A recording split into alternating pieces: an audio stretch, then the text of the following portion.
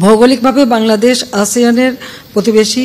দক্ষিণ এশিয়া এবং দক্ষিণ পূর্ব এশিয়ার মধ্যে সংযোগস্থলে অবস্থিত বাংলাদেশের আসিয়ানের সেক্টরাল ডায়ালগ পার্টনার মর্যাদা চলতি বছরের মধ্যে প্রাপ্তির জন্য আবেদনের বিষয়ে থাইল্যান্ড সরকারের নিকট আবারও অনুরোধ জানিয়েছি।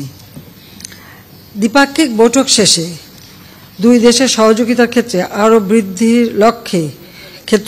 বৃদ্ধির লক্ষ্যে একটি চুক্তি, 3টি সমঝোতা স্মারক ও একটি লেটার অব ইন্টেন্ট স্বাক্ষরিত হয়েছে।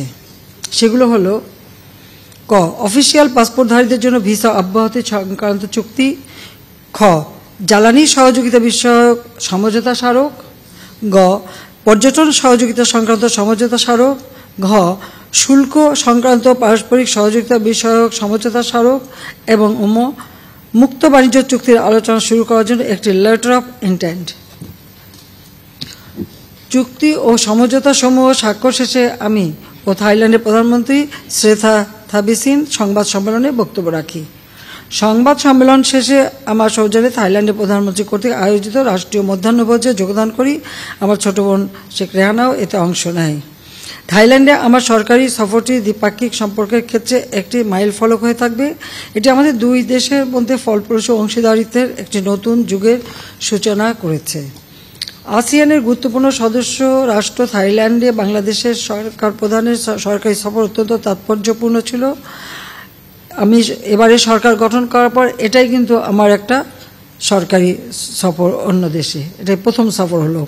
সফরে দ্বিপাক্ষিক ব্যবসা বাণিজ্য বৃদ্ধি সহ মুক্ত বাণিজ্য চুক্তির আলোচনা শুরুর বিষয়ে অগ্রগতি, আন্তঃযোগাযোগ বৃদ্ধি প্রভৃতি দ্বিপাক্ষিক অর্থনৈতিক সম্পর্ক সুদৃঢ়করণে বিশেষ গুরুত্ব পালন করবে।